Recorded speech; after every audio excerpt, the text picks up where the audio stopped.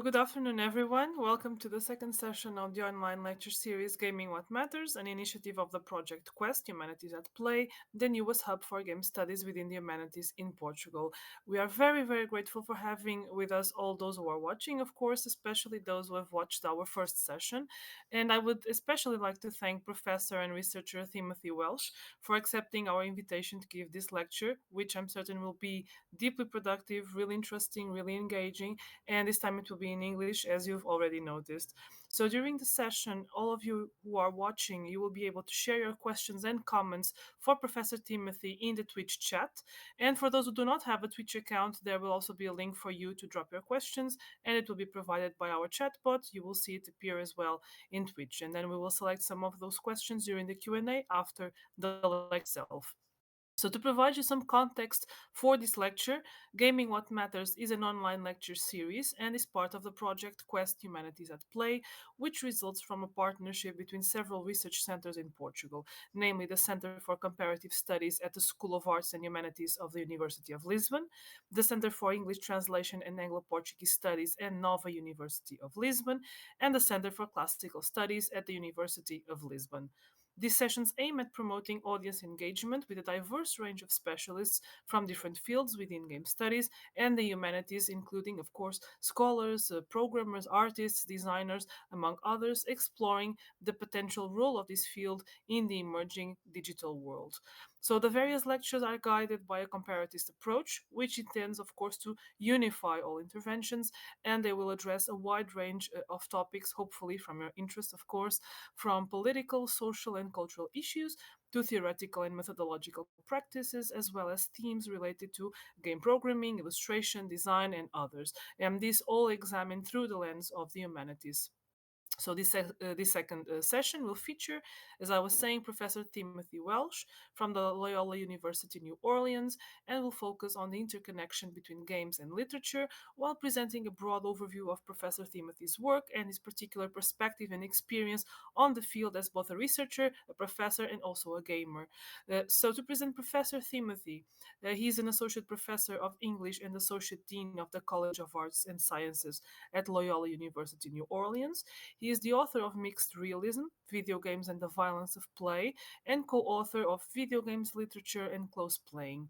His scholarship, which includes articles on Dark Souls, Grand Theft Auto 5, and NieR Automata, draws from literary theory and modern narrative practices to develop critical methodologies that account for the correspondences between real and virtual contexts. When not researching how we find meaning in digital environments himself, he works to bridge the gap between academic and popular conversations about video games as managing editor of the Journal of Games Criticism. So, Professor Timothy, thank you so much. And now the floor is yours. Thank you so much for that warm introduction. I want to thank the organizers, Alexis, Jessica, Rita, Clara, and Beatrice for inviting me and for setting up this uh, wonderful series. I'm very excited to be involved in this project because I really do see my work at the intersection of literary and video game studies as aligned with this theme of gaming what matters. In fact, I'd say that uh, this question of how to game what matters or what it means to game what matters animates almost all of my critical work, even as I've started to shift my focus and approach somewhat more recently. When I started out in video game studies, the conversation was much more directed towards demonstrating that gaming matters. And we spent a fair bit of time trying to justify what we were doing, why we were studying games at all, whether they could be or deserve to be in conversation with literature. Broadly speaking, that was the intention of mixed realism, video games, and the violence of fiction. In response to the persistence of the virtual real binary, I sought to demonstrate that the virtualities of game fictions matter because they frame and position players and the act of play in relation to lived socio-material contexts. Mixed realism establishes a methodology or play style that recognizes and reflects on our engagements with and in virtual worlds as enactments of real digital culture. To make that argument, I drew from literary theory and practice that were contemporary with the rise of digital games because literary fiction over that period was very much grappling with similar questions about the relationship between art and life, representation and reality, and the fictional and the actual. Placing games in conversation with cultural traditions, that were already established seemed useful and necessary at the time, not just to gain a remediated foothold on an emergent form, but also to prove that gaming mattered. For example, for a time, Citizen Kane was used as the benchmark that would prove video games were capable as an artistic medium of expression. Rather than attempt to determine whether or not the entire medium constitutes art, as if that's something that were possible, the Citizen Kane benchmark asked if the medium was able to produce merely one sterling representative. This one example would then demonstrate the maturity of a medium ready to be taken seriously, not just for its commercial potential, but as culture. The search for the Citizen Kane of video games is not what it used to be, however. Fallon Parker observes that, quote, the comparison has become such a cliche that it has provoked considerable ridicule from game critics and journalists and numerous ironic invocations.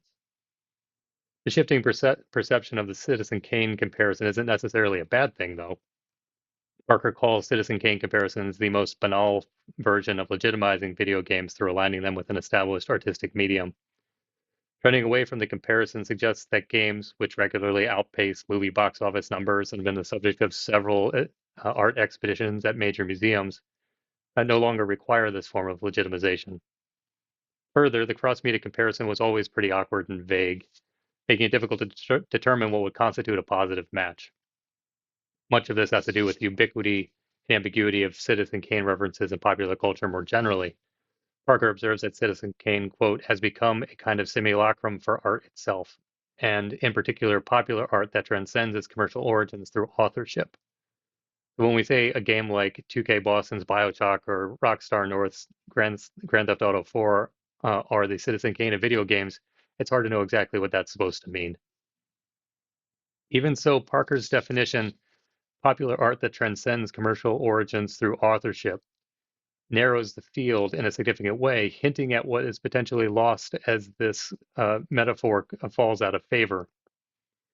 In the early days of video game criticism, Henry Jenkins cautioned against, quote, abandoning a focus on popular aesthetics as we were rushing to legitimize video games as a new art form. He called video games a, quote, new lively art due to their capacity to, quote, open up new aesthetic experiences and transform the computer screen into a realm of experimentation and innovation that is broadly accessible. As compared to digital art aimed at the museum context, Jenkins argues that video games as a popular art have to weigh experimentation against commercial demands, allowing them to push innovation while remain accessible and responsive to experiences of a more general audience. Citizen Kane of video games then is often a kind of shorthand for these same priorities.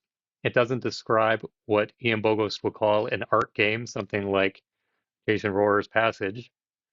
Rather, it would signal, to take another one of Bogost's examples, something closer to Insomniac Games' Resistance Fall of Man, and the way it shows reverence for Manchester Cathedral and its history. As Bogost writes, when viewed in the context of the game's fiction, the cathedral serves a purpose in the game consonant with its role in the world, that of reprieve for the wary and steadfast in the face of devastation. I don't believe Resistance has ever been compared to Citizen Kane. Even so, for a moment, this AAA game from a major studio offers something more than commodity spectacle or entertainment.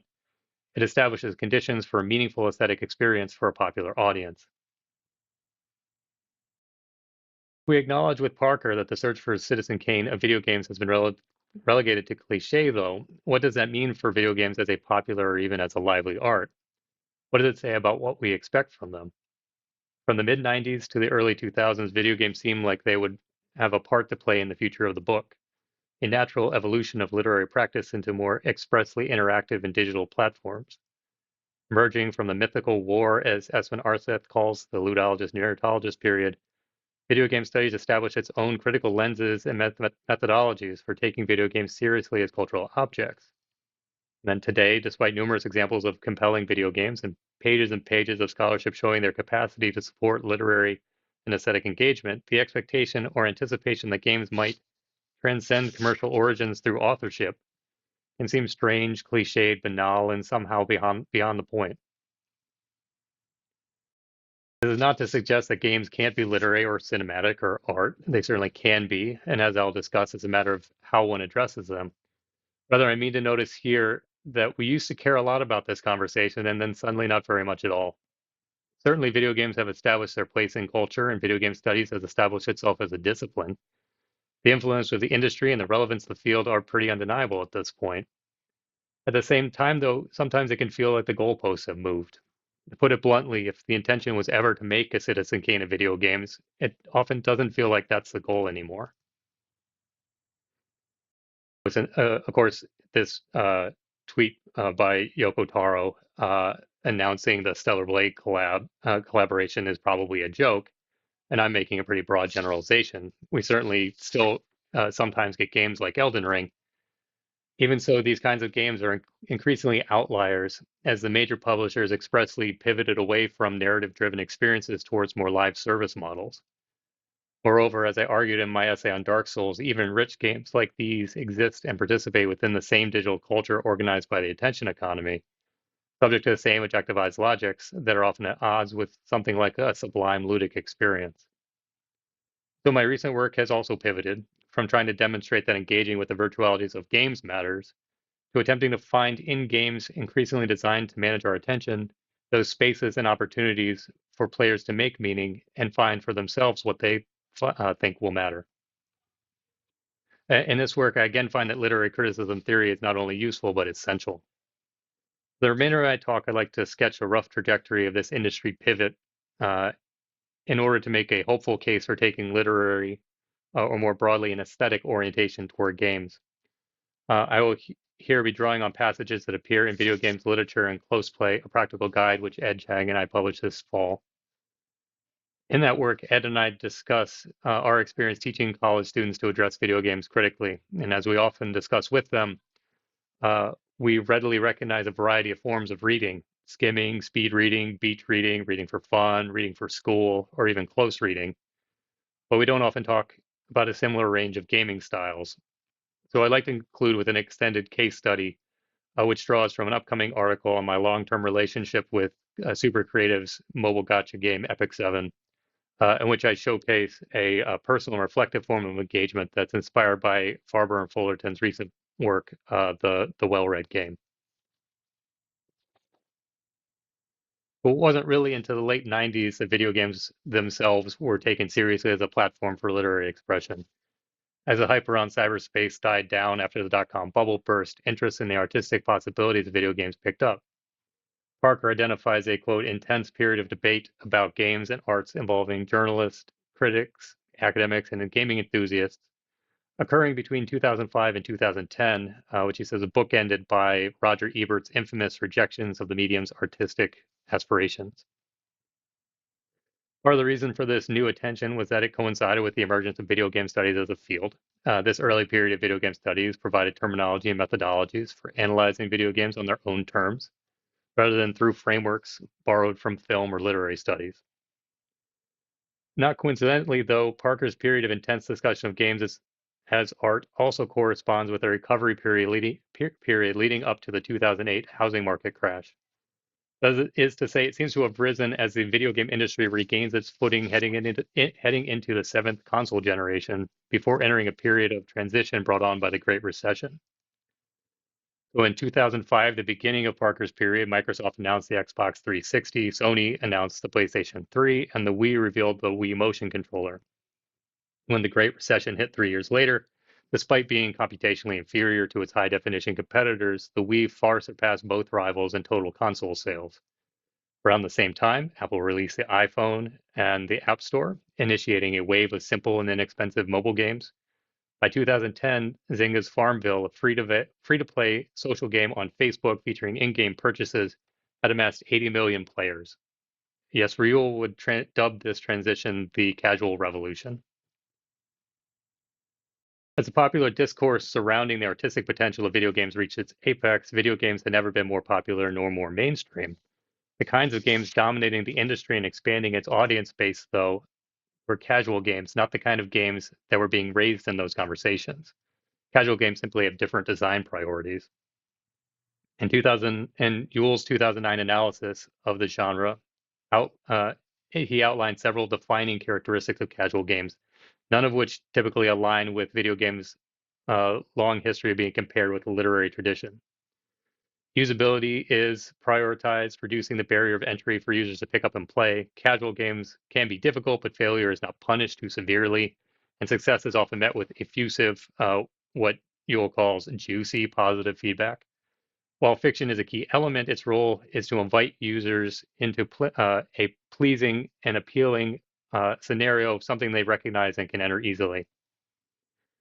Casual games thus don't tend to aspire to something like artistic depth. In addition to being light and engaging, they must also be interruptible in order to conform to the busy, on-the-go lives of their players. Well, this allows players to squeeze in a short session of Bejeweled between Pomodoros or before getting off the subway. It prevents these kind of games from prompting something like an aesthetic reflection. There is certainly an art to designing games that meet Yule's criteria, but games in this style hardly inspire comparisons to Citizen Kane. Wells' masterpiece is brooding, introspective, and self-referential, a technical tour de force blending a variety of genres. It defined the aesthetic potential of an emerging medium, even as it remained within the field of popular culture. Casual games, by contrast, broaden the gaming audience by eliminating barriers to entry and accommodating a variety of playful engagements that could expand or contract to fit the busy lives of its players. Yule observes that most people, especially young adults who grew up playing video games, simply don't have that much time to commit to video games anymore. The gaming industry's long fixation on graphical improvements and hardcore mechanics, Yule argues, ignored the design challenges presented by the workaday schedules of their maturing player base, which he suggests might be considered the industry's, quote, most important problem. The innovation of casual games then was not the advancement of an artistic tradition. Instead, it was their integration within the socioeconomic realities of their players, for whom the separation of work and leisure is increasingly nebulous.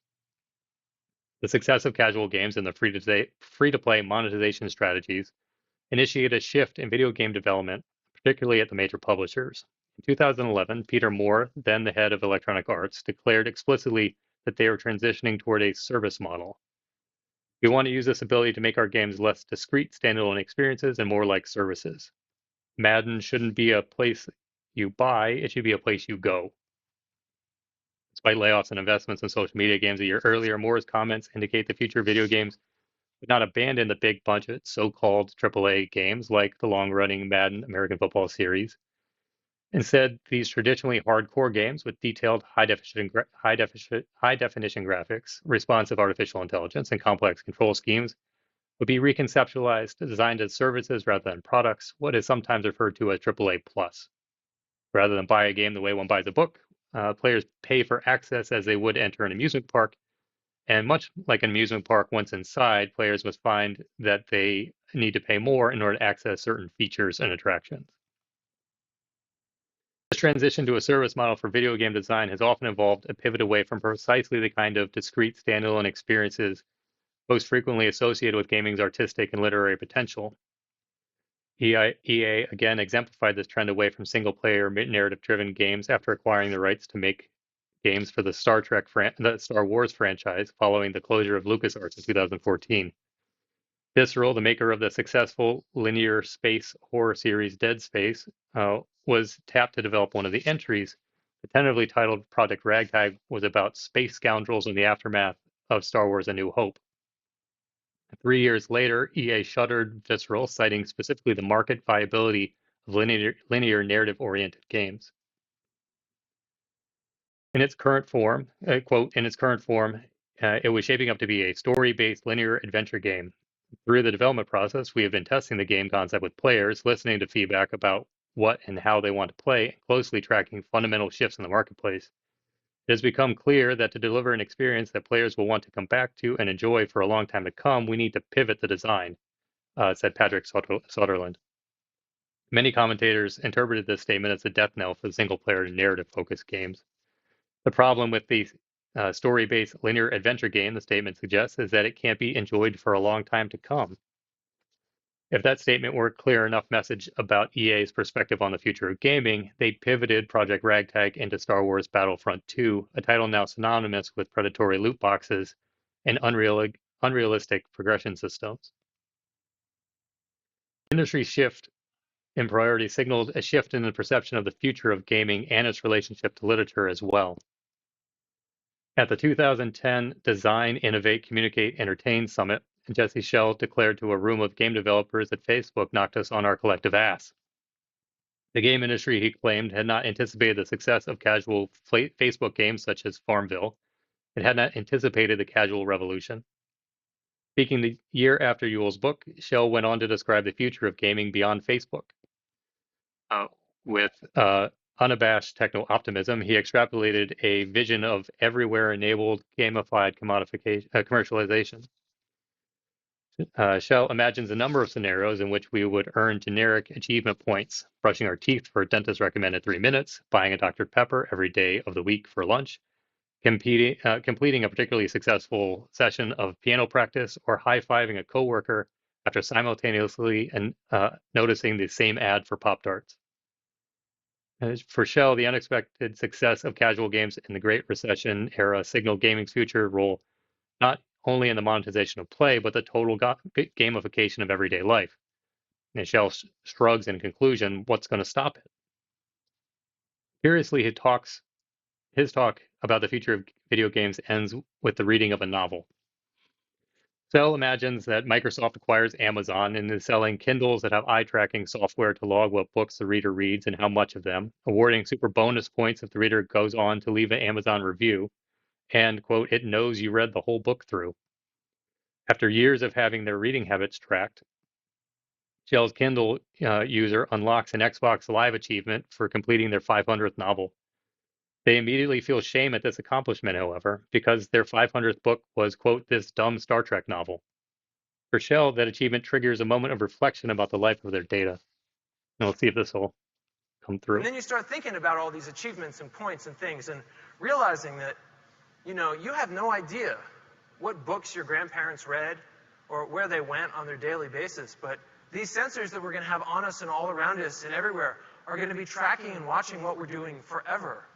And our grandchildren will know every book that we read. That legacy will be there, it will be remembered.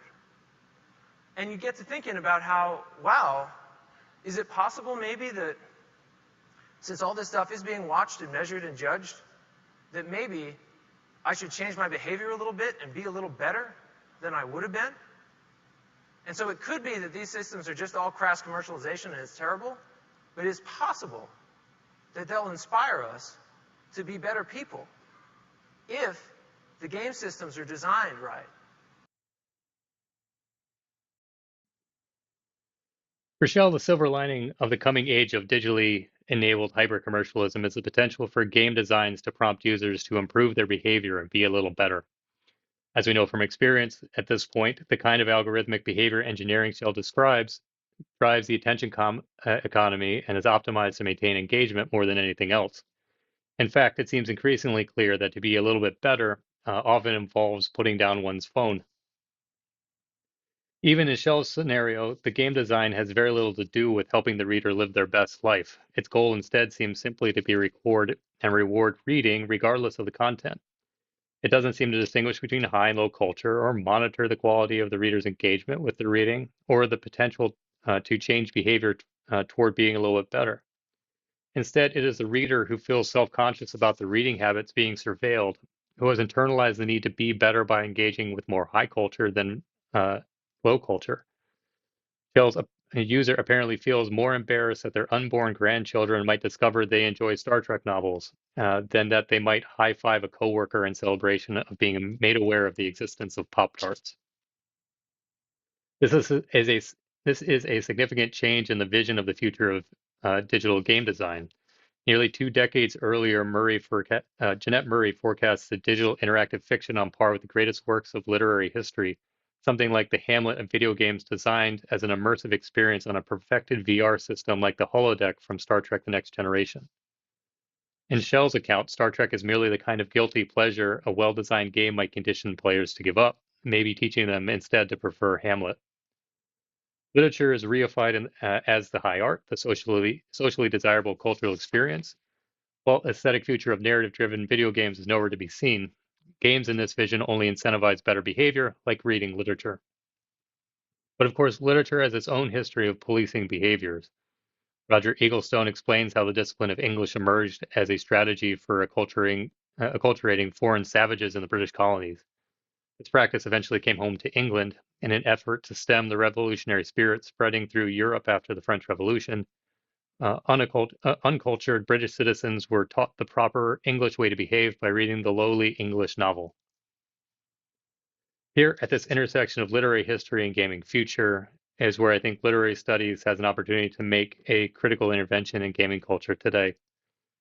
Certainly, the degree to which video games tell stories or resemble traditional literary practice continues to generate debate. And also, certainly, the expansion of digital distribution platforms have inspired an explosion of independent development, exposing a broader audience to games with literary relevance, games like Braid, Papers, Please, Gone Home, Undertale, and so many more. But as we have those discussions, it's also important to recognize how video games now occupy a cultural role once held by literature. Much like literature, video games have been perceived as an unproductive, idle, and possibly dangerous activity, potentially redeemed through their capacity to teach more desirable behaviors. Literature came out of this position through the early 20th century as it came to be seen as a high art, a transition that also correlated with disciplinary and discriminatory effects. The work of literary criticism theory over the past half century, the period during which video games were invented and rose to cultural relevance, has been aimed at critiquing, decentering, queering, politicizing, and generally reading against the discipline's colonizing and normalizing trajectories. Literary studies thus seems particularly well positioned to respond to video games' evolving role in contemporary digital culture. In other words, to mitigate what Shell sees as gaming's inevitable crass commercialist future of behavior conditioning, we'll have to learn, just as we have with literature, to read or play our games a little differently.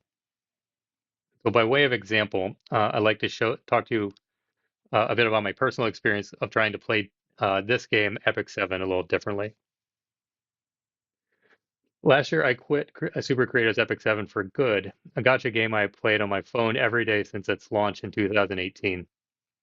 Over that time, Epic 7 exemplified the kind of practical portability that, in Jesper Juul's account, enabled casual revolution as it became integrated into the rhythms of my daily life. Through major life events, the focus of my play changed, transitioning from casual story appreciation to competitive endgame PvP. Now the game brings me only frustration, anxiety, and exhaustion. Yet the decision to quit became an occasion for me to think about the relationships we develop with games over time, in the live service era especially, where games expand indefinitely. The same title can shift dramatically from one patch to another, as can what we expect from playing it. As Juul would say, we co-evolve with games, which I take to suggest the possibility of developing a relationship that can transcend formal elements like mechanics or monetization. I never gave much consideration to how Epic 7 resonated with my life experience at the time when I was playing it seriously. It was just some free-to-play mobile game I played with friends. Still, months after quitting, I could not bring myself to uninstall it from my phone, so I started a new account to see if I could cultivate a different relationship, one oriented less towards efficiency and competitive play, and one more intentionally oriented towards aesthetic experience. This experiment was inspired by Farber and Fullerton's recent book, The Well-Read Game on Playing Thoughtfully. They make a case for attending to, quote, what's going on in our thoughts and emotions while we play. This mode of play they characterize as foundational to aesthetic play, in contrast to attending to a game's more formal or mechanical complexity, which they label as efferent. Drawing from reader response literary theory, they outline a form of reading games that shifts attention from the analysis of formal mechanics to reflection on subjective experience. Notably, they report that they could find very few examples in contemporary scholarship of aesthetic play, by their definition. Gaming scholarship, by and large, sticks primarily to efferent modes. And frankly, in my own experience, compared to the usual academic analysis, I found leaning into the subjective, as they advocate, quite challenging and at times awkward. It can feel too idiosyncratic, too personal, and too vulnerable. Even so, an emphasis on subjective reflection acknowledges that gaming is always embodied, inextricable from the player's enactment of it. In our book, Ed and I emphasize that the player's first-hand knowledge and experience of gaming is the foundation and the starting point for any type of close play. Furthermore, with gaming formal elements now so often intertwined with behavioral management in service of prolonged engagement, a metacognitive reflection on one's affective experience may constitute a meaningful form of unproductivity that resists the attention economy. It seems crucially important as well in the age of probabilistic text generation to seize on and develop modes of engagement that aren't subsumed into designed compulsive interaction and instead surface more personally and authentically resonant experiences of play. For Farber and Fullerton, the aesthetic mode depends on a player's orientation. They describe it as an openness to, quote, the moment when a move or mechanic expresses something meaningful about the world that changes the way we see it ever after. For the remainder of my talk, I'd like to share with you some reflections on my evolving relationship with Epic 7 as a kind of affective context for my experiment with playing a highly monetized mobile gacha game aesthetically. The observations here are modest and personal, but I think they represent what Phil Wegner would call a creative reading, one that explores the potential of intentional aesthetic play to generate resonances with lived experiences, even within something that's crassly monetized. Significantly, Farber and Fullerton make the case that not all games have the capacity for aesthetic play. They specifically call out non-narrative mechanics-oriented games like Tetris, which they say have the potential to be read representationally, but not aesthetically, as well as hedonistic games, as they call them, which offer only uncomplicated emotions. They are more interested in eudaimonic media that can inspire, quote, personal growth and well-being. They say games that facilitate aesthetic play, quote, nurture an internal and emotional process on the part of players through the design, scope, and pace. Now, I certainly would not call gacha games like Epic 7 nurturing, nor would I say that they tend to support personal growth and well-being of their player base. The gacha genre, which gets its name from its summoning system, is a random chance mechanic synonymous with loot boxes, is heavily associated with predatory monetization, repetitive cycles of playbour, and ever-expanding war for attention. Story often plays a role in these strategies, extending engagement by gating access to game modes and resources, as well as unapologetically marketing summonable or purchasable characters, fulfilling an old-time ludologist bugaboo about the role of stories in games.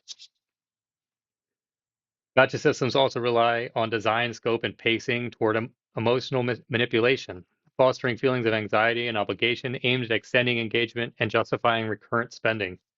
Scarcity, randomness, time limitations pressure players to optimize, farm efficiently, spend resources carefully, never miss a reward, pull for only high-value units, while also tempting impulsive and reckless spending.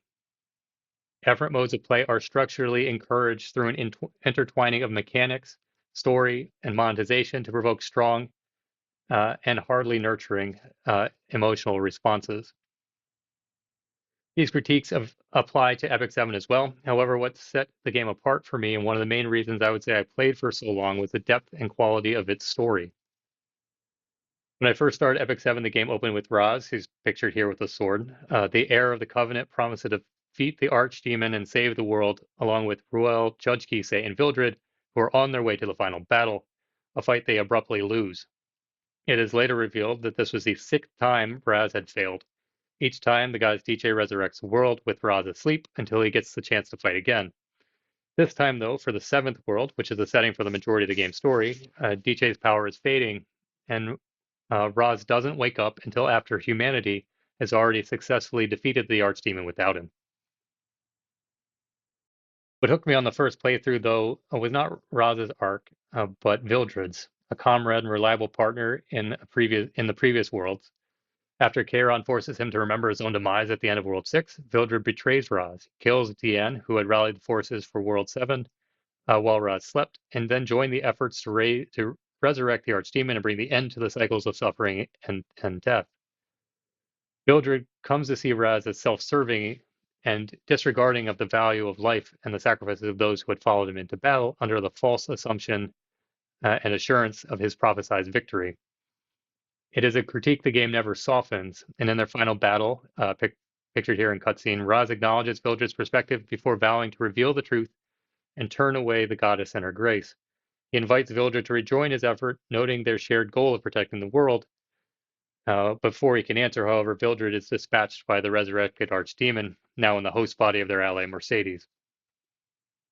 I still find this character arc and several others in the Epic 7 universe quite sophisticated for a game story most players will skip in order to speed up progression. By the time I was ready to quit, though, I was not really engaging with the story elements that much. My focus had shifted to competitive play, and the story became more of an obstacle to accessing key resources and characters. Additionally, I'd grown skeptical about the game's priorities. Whatever ongoing world building project I thought the early game was pursuing seemed to give way in later iterations to be driven more by the market logic of character variation and thematic novelty. Reading Farber and Fullerton shortly after turning away from Epic 7, I was struck by the fact that a game I would have said I played mostly for the story, my engagement with it was almost entirely efferent. Not only that, it seemed that the actual reason I was able to stick with it was for so long was because it had embodied Yule's recommendation of game designs uh, intended to fit into complex and professional lives. When Epic 7 came out in 2018, I invited my friend Brian to play with me. He had introduced me to the gacha genre a year earlier through One Piece Treasure Cruise. Epic 7, which was marketed as Play the Anime, seemed a natural fit. We started our own casual guild, Endless, with its own Discord channel and left it open for anyone to join. Over the next 4 years, as players rotated through our casual community, sharing strategies and lore insights, our investment was primarily social. Even so, keeping up with the pace of in-game events, acquiring all of the time-bound rewards, daily, weekly, monthly, expiring mode tickets, cycles of guild wars, and so on, required efficient and also committed play. During the same period, our personal and professional lives were changing and becoming more complex. Brian and I both earned tenure and became parents. Brian got a job at another university and moved away, though we stayed in touch primarily by chatting about Epic 7. The game's mobile platform and autoplay functionality meant that despite our changing lives, we could progress without sustained focus or large blocks of time. I still remember playing while my wife slept in the delivery room, and then later at home during moments with my newborns resting on my chest. The game fit into small and unpredictable pockets of attention, snatched moments, as Yule's ex-hardcore now parent calls them, that professional life and parenthood demanded. Daily missions and repeatable content provide a rhythmic and self-contained activity, something I could reliably complete even when life felt fragmented or overfull. My play was not deeply reflective at all. Engagement was primarily about rhythm and portability and community. Daily tasks became habit, easily accomplished in spare moments, which often felt like the only moments I could have to myself. And progress accrued through consistency and familiarity more than mechanical fluency. Simply put, playing Epic 7 was a pleasant pastime. The next few years added more upheaval, hurricane evacuations, a global pandemic, a major health crisis in my family, which included the death of my father, created periods of dislocation, unpredictability, and intense emotion. Epic 7 accompanied me through all of these periods in practical ways. I played it to distract myself from obsessively checking to see if the power had returned to our neighborhood during Hurricane Ida, while trying to keep my daughter entertained as my wife worked from home during the quarantine, while laying in my bed at my parents' house trying to imagine what I would say at my father's eulogy. Gameplay required little cognitive load, missions could run automatically, battles were short and predictable, and progress was incremental. This mechanical play fit seamlessly into these emotionally fraught moments. Our guild started to fall apart as quarantines were lifted. Understandably, our members had other priorities. Brian and I had grown tired of trying to hold it together, but we still wanted to keep playing. And so in 2022, we ended Endless and joined Kingsworn, a competitive guild ranked in the top 100 globally. We quickly learned how little we knew about the game systems we've been playing for 4 years. There was pressure for the first time. Kingsworn expected members to win a minimum of 5 out of 6 battles in every guild war. With guidance from our guild members, we improved quickly. I eventually topped the guild in win percentage, and our guild leader convinced me I should try my hand at real-time arena. My relationship to Epic 7 at this point was almost entirely aimed at mastering game systems and the competitive meta while improving my account through efficient use of resources and time. I played RTA matches and auto-farmed gear whenever I could. Even when not actively playing, my phone was nearly always open to Epic 7, at work, while reading, playing with my daughter, even while playing another video game at the same time. Sufficiently flexible, as you would say, to be played anywhere or for any stretch of time or for any type of intensity, casual or hardcore. Any moment I wasn't at least setting up an auto run felt like a missed opportunity to progress. Because I could play with distracted input without making input, auto battles didn't seem like it draw my attention, though surely some amount of my awareness was constantly in attendance. Even when things went smoothly, a set of 20 auto battles would end every 20 minutes or so, requiring that I stop what I was doing and start a new run. In that short time, there was almost always something else I needed to manage: inventory, upgrades, achievements. Each of these little pulls at my attention snatched more moments. Brian and I remarked to each other about the affective experience of playing like this. We spoke frequently about feeling anxious and distracted and irritable by trying to squeeze in play, even auto battles around parenting or work, as if we were never able to get time for ourselves. Nothing captured this feeling more than the free unequip events.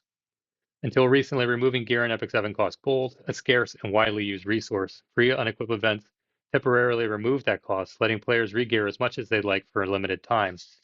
These events were sprints. Using a third-party software that could scan my gear and then calculate combinations across multiple characters, I raced to see how many units I could rebuild before time ran out. I used every spare moment, stayed up way too late at night. Even when I was not actively playing, I was mentally rearranging gear, thinking about builds I hadn't finished yet. I could not say I was the most productive employee or attentive father during those times. Though it was satisfying to see progress, it was also exhausting. I never got to every unit I wanted to gear. I would run out of usable equipment before implementing a full strategy, a familiar problem for free-to-play players. These events most harshly illuminated the limitations of my account, exacerbating the feeling that I was falling behind competitors who were also making progress. Each sprint made my roster stronger, but also deepened anxiety. When these events ended, I felt drained and frustrated rather than accomplished. Over time, this feeling spread. Each update brought new characters that complicated my playstyle or were essential to it. Keeping up meant not only chasing summoning currencies, but hours of rebuilding units and testing new strategy adjustments. And this was just for the PvP modes.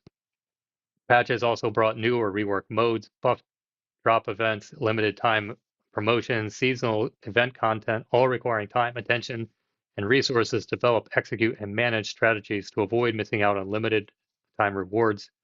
Each one of them, losing any one of them would have felt like a free-to-play failure. I came to dread patches rather than look forward to them. I got much better at Epic 7 in general. I understood the fundamental systems better than I'd ever had, could play at a very high level, but it was all starting to feel very overwhelming.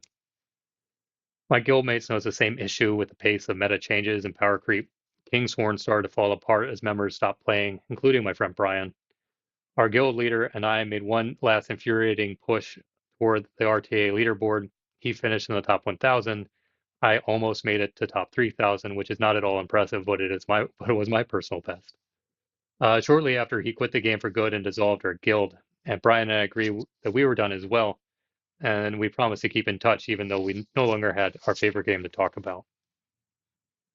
Letting go felt strange, and for a while, I had this nagging sense that I was forgetting to do something. I logged in on occasion, played a few RTA matches, and spent leftover currencies, but I stopped farming gear or doing dailies or reading the story, and that feeling of missing out eventually faded. I joined another guild mainly because I found the guild name Forgotten humorously self-aware. Its roster was full of inactive players, myself now included. After a few months away from the game, though, I couldn't bring myself to uninstall it. I didn't miss the distracted grinding and the thought of preparing for another season of RTA was enough to make me feel anxious and overwhelmed all over again. Call it nostalgia, but I found that I missed the story world. And so when the 7th anniversary was announced, and armed with Farber and Fullerton's framework for aesthetic play, I decided to start a new account and a gaming journal to see if I could play Epic 7 just for the story. I had done new account playthroughs several times previously, including during the previous anniversary events. Often I compete with guildmates to see who could bring an account to Masters level RTA the fastest. These metagames were entirely about efficiency, though, trying to enliven well-worn systems by imposing new restrictions. My aesthetic playthrough constitutes its own kind of metagame, but it has its different set of rules. I would prioritize story progression, seeking out moments, scenarios, and uses of mechanics that would enhance or enable emotional resonance rather than efficient progression. I would notice the game's inducements to FOMO and sunk cost logics, but as much as possible, not let them dictate what I was doing or how I was playing. In other words, I would try not to alter uh, how I played just because I might miss a resource or an extra character pull. Resisting inducements to efficiency and attention management, I would be, as Jenny Odell might say, doing nothing, dwelling within and observing the attention economy, but for my own purpose. I would prioritize aesthetic play choices, even if they conflicted with making more powerful teams, so long as it did not interfere with my ability to access more story elements. In the interest of time, I'll summarize the findings of this approach, but we can come back to it later in the Q&A if that's interesting for people. What I found through this experiment is that the narrative presented clearly demarcated moments of emotional gravity, such as this moment here when Sixth World Krall reckons with his actions. However, I had trouble accessing these moments through typical character identification or empathic vocalization. The auto battle function and the structure of the combat in general is partly to blame for this, intended as it is to remove interaction and disengage the player's attention in order to run continuously. I also attributed it to the unavoidable asynchronicity of team building, which resulted from the summoning system, causing the player to conduct battle events using units that bore no relationship to the story context at the time or to each other. Furthermore, the game's efforts to introduce me to its economy involved managing attention and agency around story progression in ways that could be disorienting. As a result, events unfolded and characters grappled with complex emotions, but I rarely felt like I was participating or feeling these emotions for myself. Despite the tagline play the anime, it often felt like I was watching one, and then occasionally got interrupted in order to initiate a new auto battle. While I had no trouble navigating this fragmentation on an efferent level, operating the game systems mechanically, it proved disruptive to story immersion as I had a hard time changing between interactive registers. I also attributed this, though, to my own analytical approach to the game, looking for ludonarrativity, mechanical expressions of the story emotions that might enable me to feel the feelings portrayed for myself, or better align me with the what Farber and Fullerton call the motivations with those identities that we're taking on. So as I continued through my aesthetic playthrough, another playstyle emerged. After I recognized this disjunction between my asynchronous team compositions and a narrative progression, I decided to try as best I could to use story-relevant teams. Again, though this approach is limited by how many characters that I pulled, whether or not those characters had anything to do with one another, how many characters I could build with the resources I had available at the time, or how challenging the mission was, and how well those characters from the story work together as their own team. Since I didn't have a big roster to build and I couldn't swap characters in and out, I instead decided to use one stable narrative team that had personal significance. So rather than select a damage dealer, which is the typically recommended for optimal account progression from my Moonlight Blessing reward, I instead chose the healer Ruel in order to team her with Kisei, Vildred, and Raz, the group that falls to the Archdemon at the end of World 6. Playing the team into World 7 is inconsistent with the narrative. Both Ruel and Kisei are deceased and unable to resurrect, and Vildred has already, at this point, aligned himself with the Archdemon. Doing so, though, playing them together in this way into the story carries their themes forward. Ruel and Kisei's sacrifice, as well as Vildred's self-righteous betrayal, as they reverberate through each auto battle sequence. The distancing I experienced through the auto battling gave way to reflection. Because my attention was not necessary once the auto battle kicked in, I was free to invest it somewhere else, as Odell would say. That quality can lead to multitasking anxiety that characterized my trajectory toward quitting, but through a more aesthetic orientation and commitment, it offered a chance to sit with the game, ruminate on the dialogue, on the context and the stakes of what was happening in this auto battle sequence, and the potential resonances with life experience. The consistency and frequency with which the game rehearsed its core universal values, something that's really a focus for Farber and Fullerton. That games illustrate the universal values that players can hook into. As much as it rehearsed these values, it took on its own kind of repetitive rhythm. Almost every other sequence involves someone asking a question about what they protect.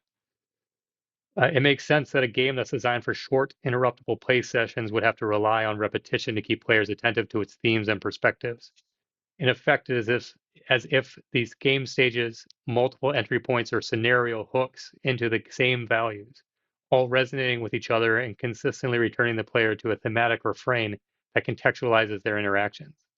The narrative structure sometimes plays into these loops, as in the battle with when when the battle with Nilgil appears in World 7 after it's already appeared in World 6. But even the animations and taglines, some of which I've seen and heard hundreds of thousands of times, are like their own leitmotifs, recalling their own specific articulations of the universal values, that commitment, perseverance, sacrifice, and care pitted against cynicism, self-interest, futility, and meaninglessness. The echoing of their emotional resonances echo whenever they re-trigger these animations. With that recognition, I stopped trying to identify a role play. The game offers no agency to perform an individual character in any meaningful way. Instead, my journals started to include sporadic meditations on the question each of the main characters has to contend with in turn. What are you protecting? My family, of course, my child. These would be the immediate answers for any parent. I wondered if I had the courage these characters had displayed, the courage of Assyria to protect her homeland, or Renak who came back to save her. Kisei is one of my favorite characters, both in terms of her gameplay and her character writing. She had decided that the best way to protect her family was to leave them to join the battlefront against the archdemon. And I found myself thinking about the courageous people across the United States who are confronting unlawful immigration enforcement. My journal includes reflections about my role as an educator and a scholar, studying and teaching others to read and interpret culture as a way to protect what matters, forming a generation of thoughtful, empathetic, socially minded citizens. As the United States universities and cultural centers lose funding and credibility, the uncritical adoption of artificial intelligence threatens capacity for critical thinking, and free speech comes under attack. It's hard not to think that the educational approach might be too slow for this moment. These two investments, parents and teacher, surfaced in my journal together as Raz prepared for his final battle with Vildred. When I finally arrived in World 7, I found the original chapter that had cemented my love for the game had been significantly edited, from 10 stages down to 6. Streamlined progression could be seen as another example of depreciating the role of narrative, yet the rework also enhanced the emotional coherence of Raz's hero's journey. He comes to recognize the dutiful detachment with which he had carried out his savior role was ultimately cynical, represented through World 6 as this giant suspended zero.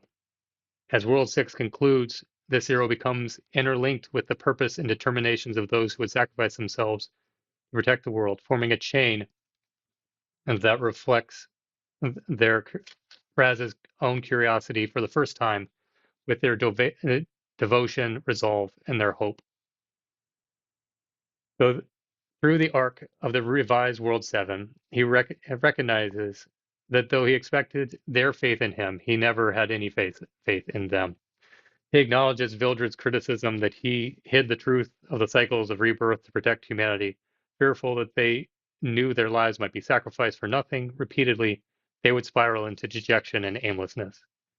Having witnessed their hope and persistence even in dire circumstances, he resolves to have faith in humanity's ability and willingness to protect themselves. In my notes from playing, I wonder whether my approach to parenting and teaching comes from a place of trust and hope or from my own cynicism and dejection. At one point, I mused to myself that I needed to protect my daughter from predatory gotcha games like this one, Epic 7. He sat next to me for much of this playthrough, an arrangement we've carried out for nearly every day since her birth. He would color or read while I read dialogue, took notes, and set up my auto battling. She already loves video games. During COVID, she sat in our bed and watched my wife play Animal Crossing New Horizon on Switch, what Farber and Fullerton would have called a hedonistic game, but it gave comfort and community to millions during the lockdown. I'm struck by how video games and mobile phones are part of what it means to be an adult for my daughter, the way that books were for me when I was looking up to my father, who was a voracious reader. I credit his influence for becoming an English professor and for making reading and the teaching of reading my life's work. My daughter finds me with games more than books now, though, gotchas in particular, particularly because they fit so easily into the small pockets of time that I have with her. I feel sadness about this fact. She's fond of Epic 7, and together we've assembled teams from her favorite characters, and then we send them into auto battle. Her favorite is a seasonal limited character named Summer Break Charlotte because she fights alongside orcas. Charlotte, the character on which this limited alt is based, became the queen of the swamp while still a child and looks up to Cecilia, the stoic and displaced leader of the winterborn dragonfolk, as a model for how to be a queen. My daughter doesn't know all of that, though. She doesn't really have the patience for the story. She mostly just wants to see Charlotte bop people on the head with a gigantic marlin. More recently, she'd rather play video games on her own as she hurries through her 15 minutes of school-assigned reading before she can play Goat Simulator 3. I wonder if maybe I'm protecting the wrong part of culture. I've devoted a career to finding literary value in video games and sharing it with others, and yet I don't trust my daughter or my students to protect themselves against them at times. Unlike a good book, games need too much framing, too much discipline to and attention, disciplined attention to yield the same kind of aesthetic response, without which play can too easily spiral into distracted agitation. And yet, if I'm to learn anything from Roz, extended reflection and the extended reflection outward onto my life away from the game, it would be to trust and believe in others, to maintain hope and choose to keep moving forward. I kept up this experiment with aesthetic play for about a month. Afterward, I found it too hard to maintain the discipline required for the play style. When I started logging in solely to maintain a streak and collect free rewards, I knew that was probably the end of it. Despite my admiration for some of the storytelling, I can't call Epic 7 eudaimonic media, nurturing my emotional growth and development. Whether the game brought it about or was simply the occasion for the reflection and personal meaning that I found there probably doesn't matter. Hanging over and surfacing through my engagement with Epic 7 were foundational questions about parenting and teaching and the project of video game studies itself. What did I think I was protecting by returning to such a thoroughly compromised, or as Frederick Jameson might say, degraded and degrading commercial product to find emotional and development and personal meaning? As I persist in the hope for finding the critical, the reflective, the socially conscious, the emotionally nurturing, and empathetic in what can feel like increasingly optimized extraction models, I'm reminded by Anna Singh that, quote, we don't have choices other than looking for life in this ruin. Approaching Epic 7 as capable of aesthetic reflection rather than merely of mechanical optimization, letting its thematic refrains resonate with my life experience allowed me to dwell in its world and these questions a little bit longer. And maybe that's enough, and I can finally uninstall it. Thank you.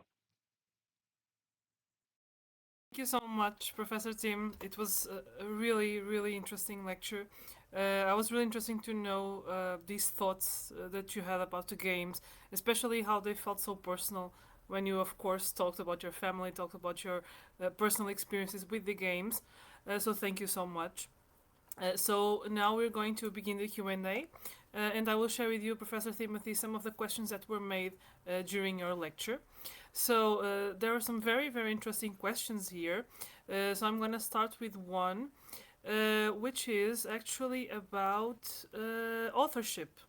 So the question is this one. So when I got the info that the talk would be about games and literature, I immediately thought about authorship.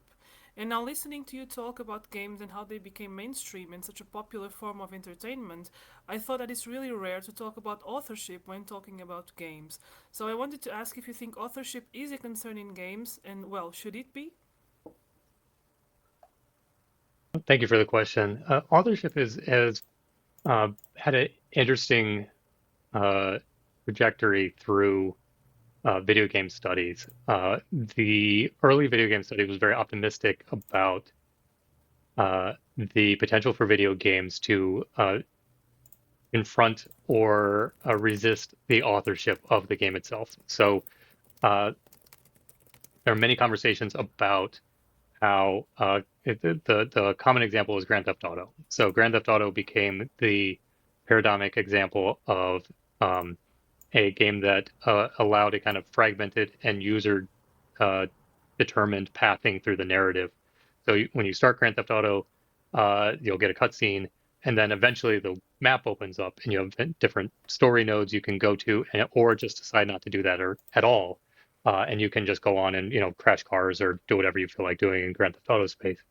And so that was seen as very liberatory. Folks like Gonzalo Frasca made these kind of arguments that at that time cutscenes were seen as a bad thing. You may have seen Ruin Collider's in defense of cutscenes, which is a response to this. So in that setting, in the kind of early video game studies space, the idea that the game itself is authored, the narrative is the authored portion, and what players want is to be able to resist that authorship and to be able to use the game to their own end. More recent conversations, as that conversation has developed, is around the recognition that anything that occurs in the game space is already authored anyway. So your ability to participate in Grand Theft Auto is already designed and authored experience. Espen Arthas has an article about the intended player, which also comes out of reader response theory. But basically the idea that the game has an idea of what it thinks the player should be doing, and it communicates that through the affordances that are offered. You might think about how, the beginning of BioShock, if you remember, it has you crash into the ocean and there's a giant ring of fire, and you can't go outside of the ring. It's all a invisible wall, but the fire ring is telling you should go over to the lighthouse, right? So you kind of follow that path over the lighthouse. But it implies that that's what this player should be doing. And Arseth talks about how the idea that you're coming up with ways to resist this authorship is kind of a fiction and to kind of like a way to feel good about yourself, kind of, because even when he talks about a moment playing Oblivion where there's a certain glitch that causes, I forget which character, to drop their sword, and then he's able to pick up the sword and kill the character with his own sword. Clearly not intended by the game, but like, what kind of agency did you really exhibit over the game systems by doing that? So that's kind of where a lot of the authorship kind of sat, right? There are a lot of early conversations about being something like a co-author with the game design systems, which it kind of ended with came to this point of recognizing that the system itself is already authoring it for you through the affordances that are given to you. There's some interesting conversations, I think, about authorship around something like speed running, because it usually involves working through something that's not intended. But I don't know how much that's been explored as a kind of authorship, as much as a kind of optimized metagame or something like that. It also makes me think, for instance, that you were mentioning this idea that the player sometimes deviates from what is intended, about the edges of the world, so the edges of the map. Sometimes there is this really, this kind of urge to cross them, right? And it's really interesting because I don't think many studies or research on the whole has been done about that. But it's really interesting from the point of view of the player agency, right? Yeah, I mean, it's one of the challenges when talking about agency is like, if player agency is what's the bound of the agency that you're talking about? Because at some level, mods, depending on how open the system is, you can mod a game to do almost anything you want it to do. And then you're bound by the limitations of the software or your coding ability, I suppose. But at that point, like, what relationship do you bear to the original game at that point? Or are you just messing around with software? Is that an expression of coding ability more than an engagement with the story as designed? I was kind of circling this concept when I was writing about Dark Souls and my piece in game studies, is that there are you can play that game really efficiently and really effectively without engaging with any of the way that it's designed to be paced. And in fact, the players' playstyles actually rewrote the game leading to later patches because players were finding it too difficult to find their own paths through things. People kept going up to the uh, Undead Burg, rather. Wait, where they been too long now.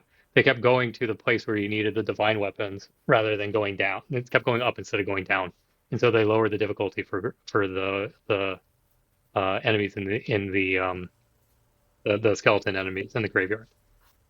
Uh, so yeah, I mean, there's there's always been this desire to want to talk about games as being really freeing, agentic experiences for players, uh, but um, games are designed to put bounds on players, and so there's always this places within those pockets within those game rules where you can find free expression. And one of the things that's been sort of interesting to me lately is how often those expressions aren't represented in the game world itself, how they're kind of separate. They like fall on the player's purpose, which is not something you often see when you're analyzing the game. Yeah, that's really interesting. So we also have another very interesting question, kind of provocative, I would say. So the question is, so since you've talked a lot about the future, what are your thoughts about non-linearity and how that can redefine literature itself? So does this mean that books like Choose Your Own Adventure might become kind of the literature of the future, since we can have more space to make it long-lasting as an enjoyable experience in an ever-changing world, just like games? I thought that was a really interesting question. Yeah, and so what is the future of literature? Yeah. That's a challenging one. Nonlinearity in literature um, has a much longer tradition than you would probably expect. We do choose your own adventures often come up in conversation with video games, uh, because partly because they were popular at the time they were being developed. That games are digital games are being developed and becoming more prominent. The tradition of literature that kind of goes through like post World War II is highly decentered, and decentering was the point uh, at the level of almost nonsense. And yeah, I read about in mixed realism or the uh, Mark Danielewski's book. I mean, that one was still a New York Times bestseller, and there are parts of it that are that splinter off into lots of different directions. And I wouldn't say much of it is linear at all. It's actually kind of hard to find a linear trajectory through it, and it has to be constructed by the players or by the readers, excuse me. And so you got a lot of hypertext fiction that was uh, coming out around the time of the console revolution, was also experimenting with radically decentered narratives. Um, so a lot of that were kind of got pushed to its limit in the by the 90s, and you started to see a pushback against that style of literature frankly, because it was really hard to make sense of. It's not particularly accessible for readers. You have to be pretty well trained and spend a lot of time with it. Uh, uh, David Foster Wallace, for example, starts talking about a um, becomes a founding figure in what ends up being called new sincerity, which returns to a lot of fiction that looks a lot more like 19th century realism as a response to like radical fragmenting of some of the stuff that was happening at the time. I think what the question gets at for future of literature that I think that this idea of like um, perpetual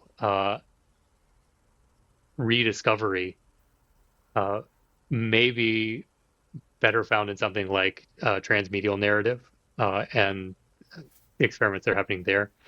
Transmedial franchising has predominantly been, or at this point, it is now synonymous with something like the Marvel universe, and you can spend a lot of time mapping that out, I suppose. But as far as literary experiments with transmediality, something like Danielewski's book is a example from quite a long time ago now. I don't know if I'm answering the question as much as exciting related examples. It's a really difficult question to answer, right? Yeah, Especially as you've mentioned, the Choose Your Own Adventures were kind of created at the same time as the first video games. So it's really yeah, interesting that we have this kind of shift to more interactivity, more agency. But at the same mhm, time, I mean, what's the future of literature, right? What's the future of video yeah. games as well? So yeah, Choose it's a really choose your own challenging adventures question. are, yeah, I mean, choose your own adventures is kind of interesting case because they are actually so bounded, right? Because, Yeah, you know, go to page 73 if you choose this, go to page 85 if you choose this, and they'll send you in these circles. So, Patchwork Girl by Shelley Jackson is a hypertext fiction that I used to teach all the time. And part of the reason I taught it is it makes all the HTML files uh, accessible. And what you notice when you're able to look at it at that level is that the linking structure is not doesn't really allow that kind of freedom because she's intentionally leading you down specific paths. So there's one path that I forget what the linked term is, but it sends you into a cabinet, and that's a closed loop, and there's only one way out. So you kind of keep clicking in the circle until you happen to find the right one that gets you back into the rest of the story. But as an example of, this seems like a free choice environment where, there are 9 links on the page and I can go to different places. And then every person who comes to it is going to interact with it differently. They're going to get the story segments in a different sequence. And when you read, nose versus when you read feet is going to change the way that your perception of the story works. And so you can reconfigure it in lots of different kinds of ways. But it's all kind of, there's also this authored structuring that's going to keep you within that set, right? Um, but I mean, there's also a way, and I'll stop talking because there are other questions. There's also a way that reading itself is always a type of re-virtualization of the text. Pierre Levy writes about this. This is how when he in Becoming Virtual, that when you he's what he's describing is a lot like reader response theory, uh, but it's basically the text itself is the text, and then when you read it, you are you are actualizing a version of it through your own life experience. That it's not the text that's there, but its own virtual version of it.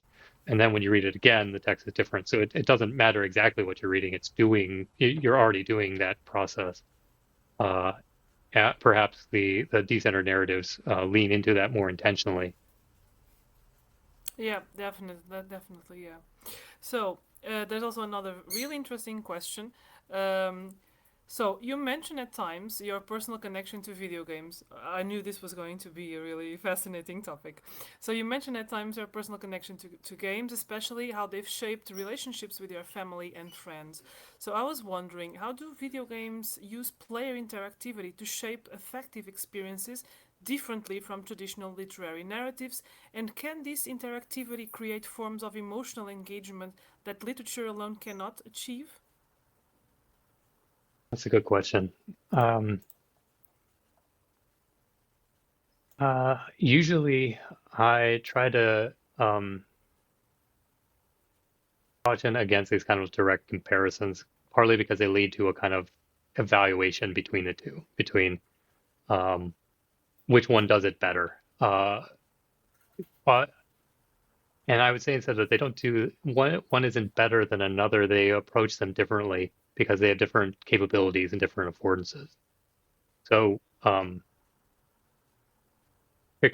print fiction tends to enable um, reflection a little easier because it requires a kind of attentive focus in order to maintain contact and progress.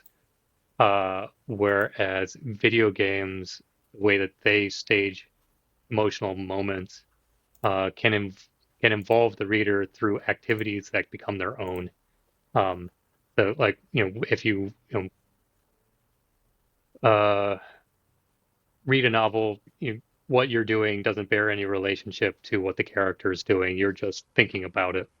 Right. But when you play a game, your button presses are triggering events, which give you a kind of tactile relationship to the things that occur on screen, even if it's not exactly the same thing, right?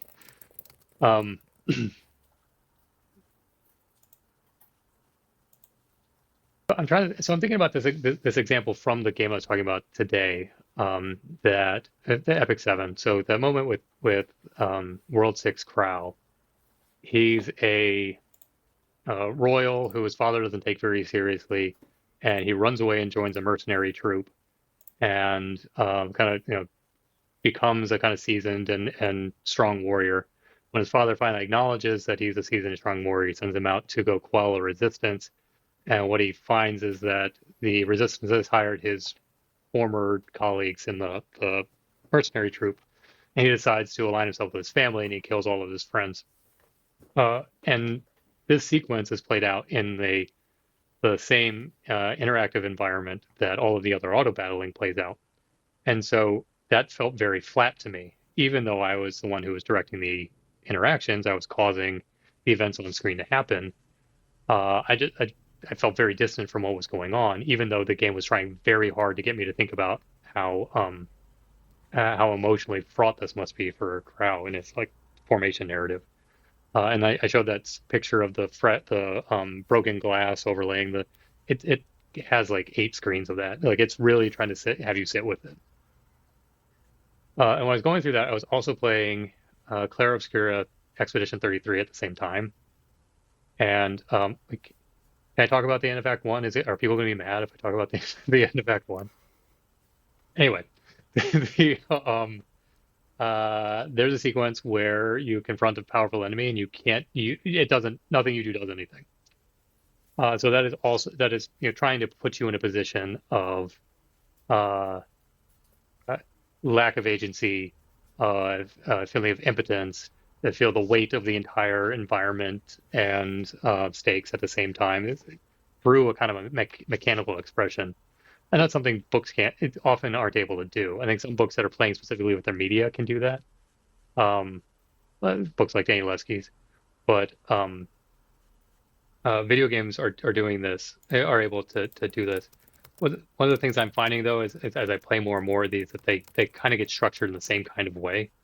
There's a similar kind of thing in like at the end of Far Cry 3, where you have to make this like you're compelled to make this choice, and I think it's more. I think for games, I think it's more interesting that it can make you feel bad about it than it does.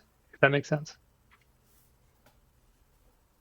Yeah. Part of the reason why I think like our orientation towards the novel is one that we're kind of signing up for that kind of introspective experience. We're going to be like having the ideas and the emotional resonance come through us, be channeled through our heads. Whereas the games, we don't necessarily go to that. Like we spend, I just spent 3 hours hunting cheetahs or what in order to build this base, and now you're gonna make me try to feel bad about that. I guess I don't know. Like sometimes I guess And it you just have the doesn't work visual out. component as well. You Yeah. have the visual component, which is, I think it's actually a lot to take in, right? Theoretically and emotionally as well, because you have all these different dimensions. It's a hybrid medium, after all, Hmm. the games themselves. So I think it's kind of a different connection there as well. Not more or less intense, but different, inherently Yeah. different. Yeah. Sound too. So yeah. Sorry. Sound is almost. It feels like almost more important Oh, than environment at this definitely. point. Definitely, yeah. So I think we have time for one last question. It's a really interesting one as well. So I was really interested in listening to your thoughts about games, especially when you've mentioned frustration with some aspects or your own experience with the games.